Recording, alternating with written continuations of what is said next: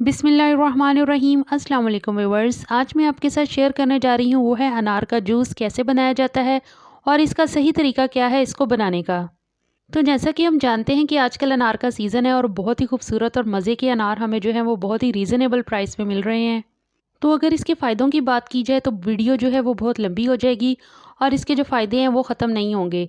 तो बेसिक यही है कि खून की कमी को पूरा करता है, जिगर के अफ़ाल को जो है वो दुरुस्त करता है और इसकी कारकर्दगी को बेहतर बनाता है और कैंसर जैसी मोहलिक और जानलेवा बीमारी से हमें सिक्योर करता है।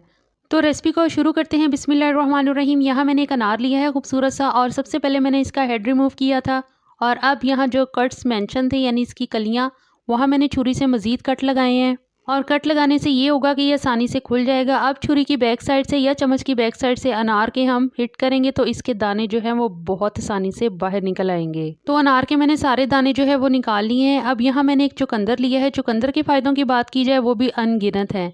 इसका जायका तो खुशगवार इतना महसूस नहीं होता, लेकिन अफादियत के लिहाज से इसकी अहमियत बहुत ज़्यादा है।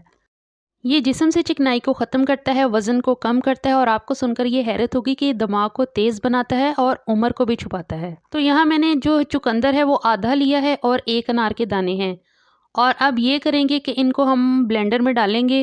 अनार और चुकंदर को एक साथ ब्लेंडर में डाल दें और इसके बाद इसमें कुछ और चीज़ें ऐड करेंगे, जिसमें है चीनी जो है मैंने ली है 2 टेबल स्पून, काली मिर्च यहाँ पे 1 चुटकी है। काली मिर्च से ये होगा कि आपके गले में अगर ख़राश होती है अनार की वजह से तो वो नहीं होगी।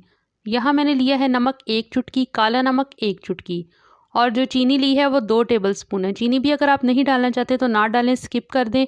नमक भी आप स्किप कर सकते हैं अगर आपको हाई ब्लड प्रेशर का मसला है तो। 2 से 3 मिनट ब्लेंडर को चला लें तो जूस हमारा जो है वो बन के बिल्कुल रेडी है। आप इसे छानना चाहें तो छान लें। छानने से ये होगा कि इसका जो फाइबर और बीज हैं वो एक साइड पे हो जाएंगे। वैसे बीज तो हैं वो ब्लेंडर के नीचे बैठ जाते हैं और छानने की इतनी कोई ख़ास ज़रूरत नहीं होती। जूस जो है हमारा बिल्कुल रेडी है और कितना खूबसूरत कलर आया है इसका, जैसा कि आप देख रहे हैं। तो आप इसको दिन के टाइम इस्तेमाल करें तो ज़्यादा बेहतर है और इसकी अफादियत जो है वो और ज़्यादा बढ़ जाती है। तो वीडियो पसंद आए तो प्लीज़ लाइक कीजिए, शेयर कीजिए, चैनल को सब्सक्राइब करना ना भूलिएगा। मिलते हैं अगली रेसिपी में, अगली वीडियो में। तब तक के लिए इजाज़त दीजिए। अल्लाह हाफिज़।